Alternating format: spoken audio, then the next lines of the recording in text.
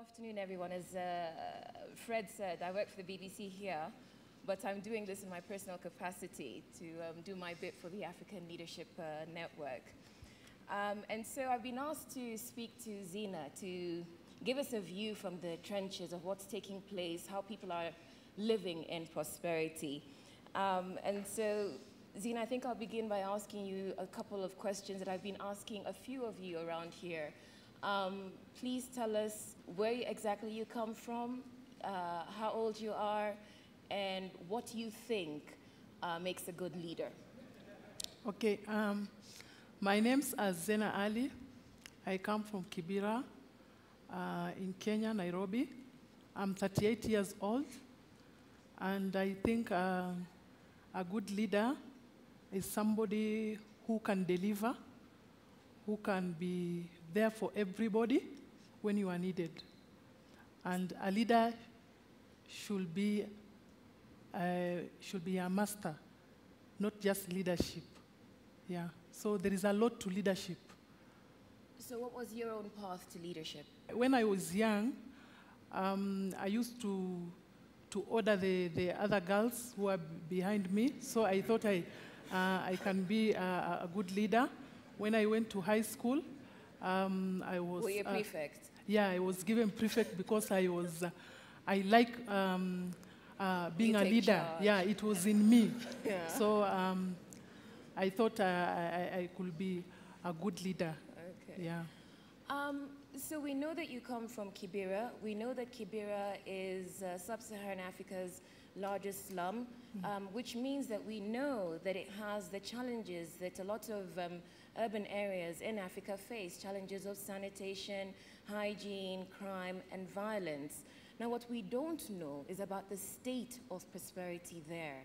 And you are here because you're living that prosperity. So can you tell us about that?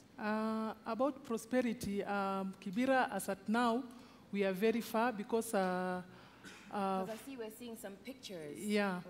The picture before, it's just an aerial view of Kibera. That is the slum area. And then that was my beauty shop. I own a beauty shop. That's where I started my entrepreneurship. And I took that one from my mother. She's my mentor because she's a very intelligent woman and a woman who has brought up so many groups in Kibera.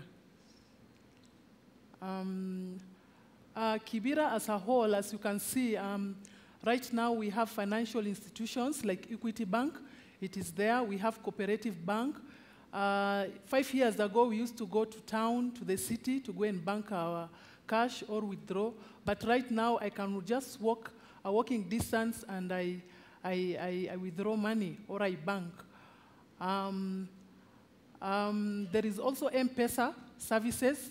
M-Pesa services, it's a mechanism whereby you use your mobile phone, whereby you can withdraw money or you can send money to somebody who is at the rural areas.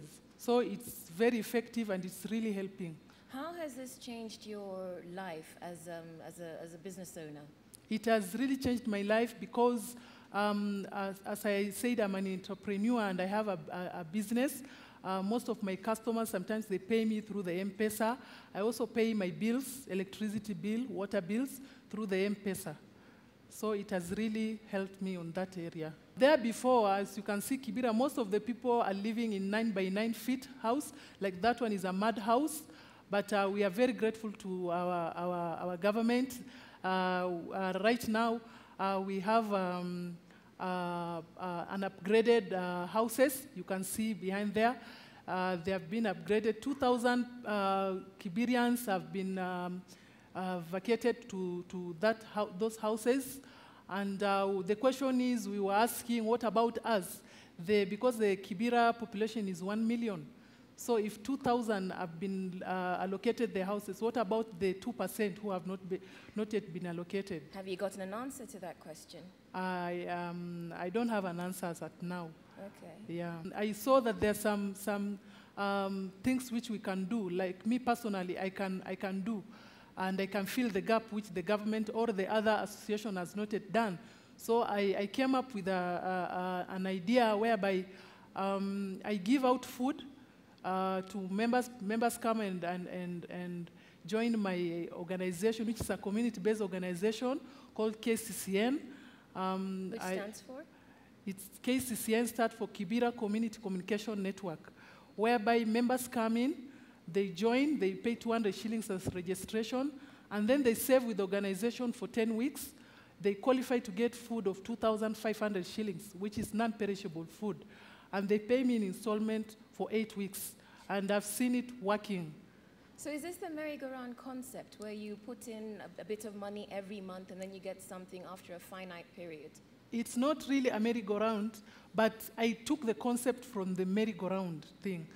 They come to me, since I've been in a microfinance institution. I am a member in one of the microfinance firms, so I took I copied the information they have there, and I said I can paste it in my organization, and it's working very well.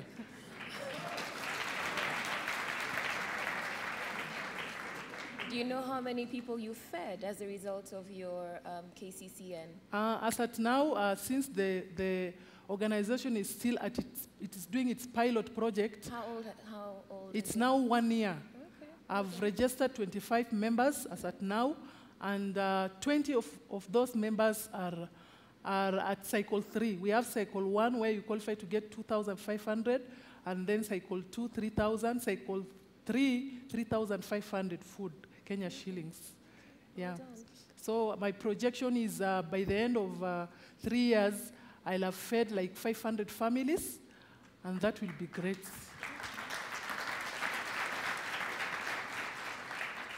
So just so we're on the same page, you run a beauty shop, you run this community communication network. What else do you do?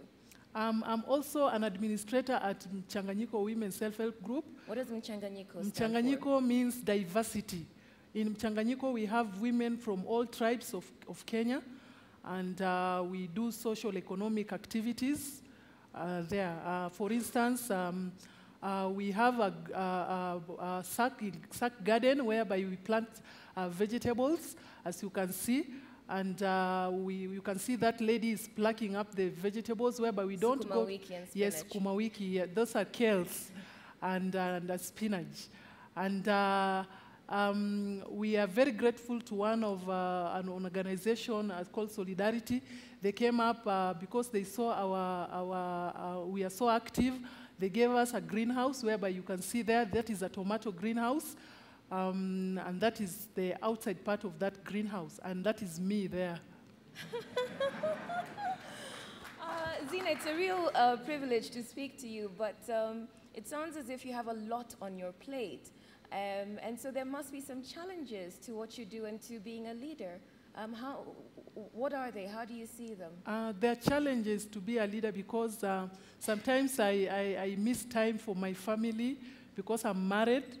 I have 2 kids, but sometimes people come even to my house at night. They call me that there is somebody, because at Mchanganyiko we have a hall where we do rent it out for hiring, conferencing. So people come in at any time. They come knock at my door. They want me to go and do the bookings. You know, sometimes I feel it is... You're overstretched. Yeah, I'm just so stressed. I think we're running out of time. One last question that I've been asking some people here. Where do you see yourself in the next 5 years? I'm seeing that I'm going to change Kibera. Yeah, I'm going to change Kibera and Africa as a whole. Zena, thank you very much. It's been a pleasure talking to you. This way.